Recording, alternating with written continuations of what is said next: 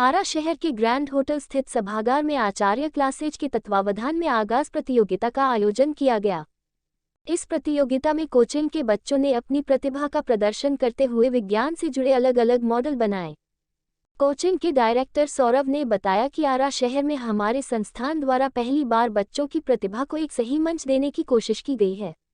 आने वाले दिनों में आचार्य क्लासेज न केवल बच्चों को सिर्फ पढ़ाई करेगा बल्कि उनके अंदर का बहुमुखी प्रतिभाओं को भी करने का प्रयास करेगा। कार्यक्रम के दौरान क्विज प्रतियोगिता का भी आयोजन किया गया। साथ ही अलग अलग इवेंट में अच्छा करने वाले बच्चों को मेडल, ट्रॉफी और सर्टिफिकेट देकर सम्मानित किया गया। आप लोगों ने आरा में आचार्य क्लासेज के द्वारा एक आगाज कार्यक्रम का शुरुआत किया, क्या कुछ कहना चाहेंगे? तो हमने अपना आगाज़ का पहला संस्करण यहाँ पे किया आरा सेंटर के लिए। हमारा साल भी पहला है। हमने कोशिश की है कि बच्चों के अंदर जो कुछ प्रतिभाएं हैं उनको बाहर निकाला जाए और सिर्फ पढ़ाई के अलावा आईआईटी मेडिकल की तैयारी करने के अलावा वो कुछ अपने आर्ट एंड क्राफ्ट, अपने साइंस स्किल्स को यूज़ करें। और कई इवेंट में बच्चों ने पार्टिसिपेट किया। कुल 14 इवेंट हुए जहाँ बच्चों ने पार्टिसिपेट किया और बच्चों ने काफ़ी शानदार किया। हम लोगों ने देखा कि साइंस एग्जीबिशन भी लगाया है। बच्चे किस तरह से आप लोग मोटिवेट कर रहे हैं? इतनी कम उम्र के बच्चे हैं और एक से एक उन लोगों ने इनोवेटिव आइडियाज़ के थ्रू एक्सप्लोर किया अपने आप को। हमने देखा कि बच्चों के अंदर साइंस को लेकर काफ़ी रुचि है। सिर्फ उनको डायरेक्शन की ज़रूरत थी, उनको थोड़ी गाइडेंस की ज़रूरत थी। हमने वही बस गाइडेंस दिया और बच्चों ने बहुत शानदार मॉडल बनाए। कुछ बच्चों ने वाटर इरिगेशन सिस्टम, कुछ बच्चों ने साइंस सोलर इरिगेशन सिस्टम, कुछ लोगों ने लैंड रोवर चंद्रयान 3 पे कई अच्छे मॉडल बनाए, शानदार मॉडल बनाए। कुछ लोगों ने वेस्ट प्रोडक्ट का यूटिलाइज करके काफ़ी शानदार डेकोरेटिव प्रोडक्ट्स बनाए। तो आप समझिए कि इन बच्चों के अंदर कितना टैलेंट है।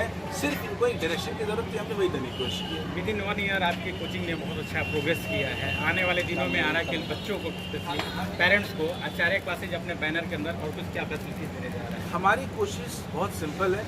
बच्चे जब हमारे पास आएँ तो एक है कि वो अपने कॉम्पिटिटिव गोल्स को पूरा करें, यानी आईआईटी मेडिकल की प्रिपरेशन करें। दूसरा, 8 to 10 के अगर बहुत बच्चे फाउंडेशन के तो वो अपने स्कूल में और अपने बोर्ड्स में काफ़ी अच्छा परफॉर्म करें। लेकिन इसके साथ वो अच्छे इंसान बनने की तरफ जाए और अच्छे इंसान बनने के लिए एक्स्ट्रा स्किल्स, उनके अंदर के टैलेंट जो बच्चे शायद कभी खुल के नहीं एक्सप्रेस कर पाते पेरेंट्स के सामने, उनको निखरने का एक मौका दिया जाए। हमने उसी की कोशिश की। सर, चाइल्ड डेवलपमेंट में एक सवाल है, एक लाइन है कि लर्निंग विदाउट बर्डन, मतलब बिना भार के अधिगम। किस तरह से बच्चे को आप लोग ऐसे ट्रीट करते हैं? सर, आपको अगर मैं बताऊं कि एक हार्मोन्स, अगर हैप्पी हार्मोन्स को जगाना है तो बच्चों को जो मन करता है वो करने दें जी। लेकिन ये पॉसिबल रेगुलर लाइफ में नहीं हो पाता। हमने इन 7 दिनों में बच्चों के साथ यही कोशिश की है कि बच्चे वो खुशनुमा माहौल में आए, बच्चे अपने स्किल्स को दिखाएं। और बच्चा जब अपने अंदर से खुशी से परफॉर्म करता है तो वो बच्चा काफ़ी मोटिवेट रहता है पढ़ाई के लिए। हमने दोनों को रिलेट करने की कोशिश की। ओके, बधाई।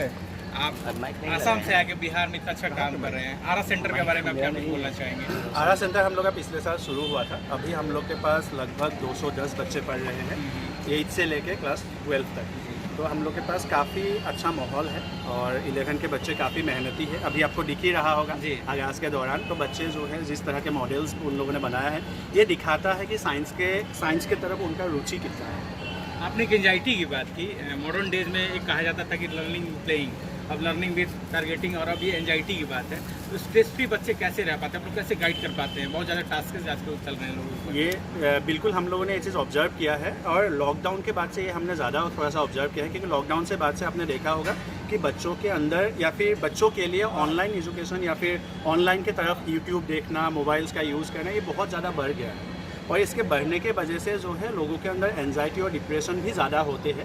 ये मेरा कहना नहीं है, बहुत सारे एजुकेशन साइकोलॉजिस्ट हैं तो उनका ये कहना है कि मोबाइल जितना हम लोग बहुत ज़्यादा अगर यूज़ करते हैं बच्चे, तो इससे ये एंजाइटी बढ़ता है। तो आगाज़ जो है वो हम लोग का एक काइंड ऑफ अप्रोच है और एक काइंड ऑफ स्टेप है जिसके थ्रू हम लोग ये कर सके कि बच्चों के अंदर एक एंजाइटी फ्री एनवायरनमेंट हम लोग दे सकें बच्चों को। Thank you.